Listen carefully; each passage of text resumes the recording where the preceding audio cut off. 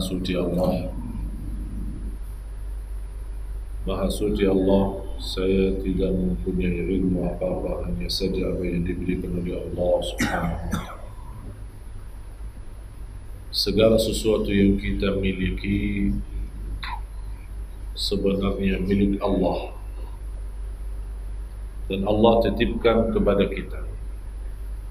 Nanti ada satu saat Allah minta dikembalikan titipannya. Oleh karena itu wajib kita jaga titipan Allah. Jangan nanti kita datang menghadapi Allah hari kiamat menjadi orang yang mengkhianati amanat titipan Allah. Oleh karena itu jangan Anda sedih atas kehilangan dan kekurangan sesuatu, karena semuanya dari Allah dan kembali kepada Allah Subhanahu wa Ta'ala. La haula wa la quwwata illa billahil aliyyil azim.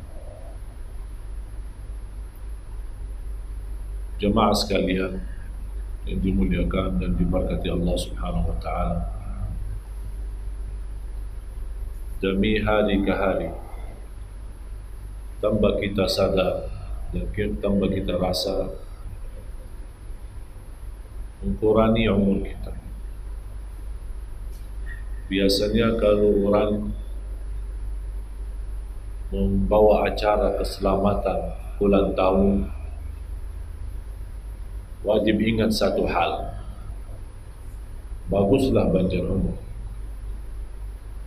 baguslah kita mendoakan supaya tetap panjang umur, sehat walafiat. Tapi yang perlu kita sadari ada satu, panjang umur berarti mendekati kematian. Berarti sebenarnya kalau kita fikirkan bukan panjang umur lagi, malah semakin tua makin pendek umur kita. Artinya jarak kita ke mati sudah mendekat. Jarak kita masuk rumah baru kita, kuburan, semakin dekat. Itu yang wajib kita sadari. Oleh karena itu saat kita ingat ulang tahun kita, hari jadi kita, jangan lupa berdoa panjang umur, sehat walafiat, dan dalam taat kepada Allah. Itu yang paling penting, dalam taat kepada Allah Subhanahu wa Ta'ala, supaya umur kita itu seberapapun panjangnya terjamin kita istiqamah taat. Karena Rasulullah sallallahu alaihi wasallam bersabda, sebaik-baik hamba Allah yang panjang umur, baik amalan, dan seburuk-buruk hamba Allah yang panjang umur tapi buruk amalan. Jadi Allah Subhanahu wa Ta'ala sudah menuzurkan, sudah tidak ada uzur lagi bagi orang yang sudah melebihi 60 tahun. Kata Rasulullah SAW, a'adzarallahu imra'an balagha sittin. Tidak ada alasan lagi, tidak ada alasan bodoh agama, tidak ada alasan malas-malasan, tidak ada alasan berbuat dosa maksiat kalau sudah 60 lebih. Nanti di hadapan Allah tidak boleh ada orang berkata, maaf ya Allah, saya tidak tahu.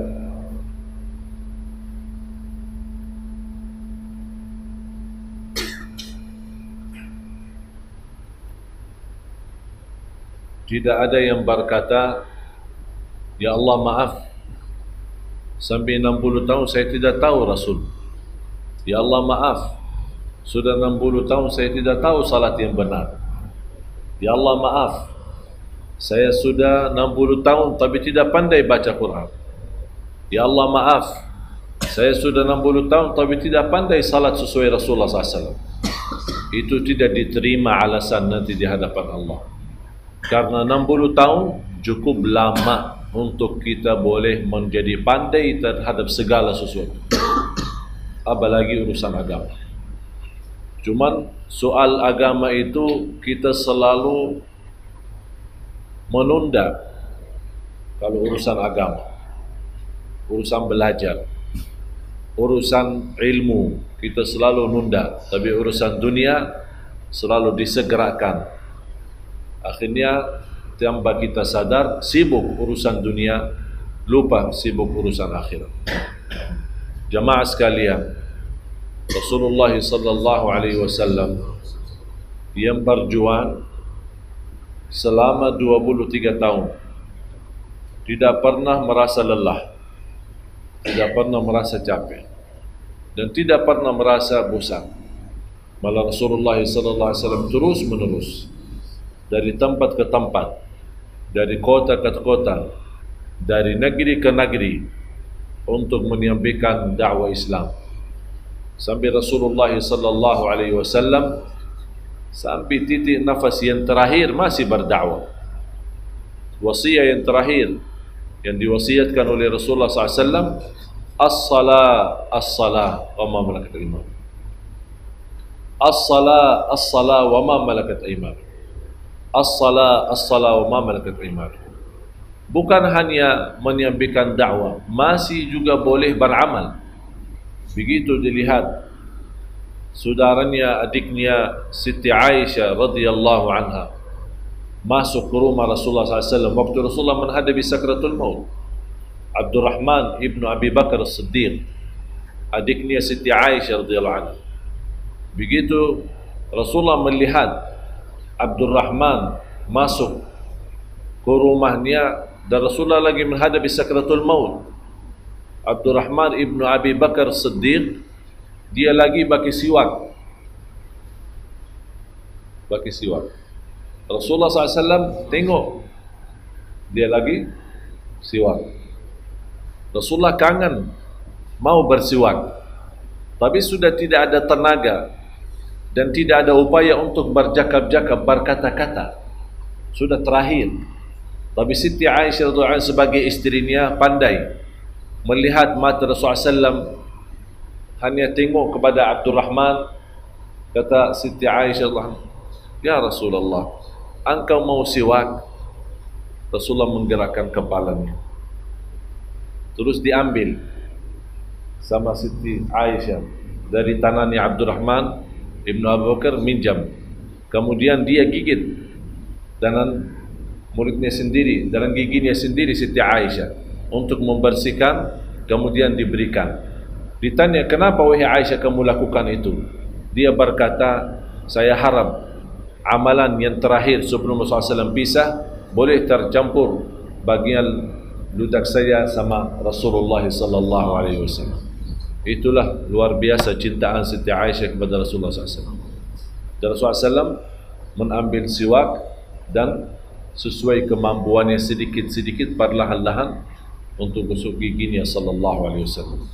Habis itu mulai ada suara sikit yang tidak jelas, hanya berkata-kata yang terpaksa oleh Siti Aisyah radhiyallahu anha mendekati kepalanya supaya boleh mendengar apa kata-kata Rasulullah SAW.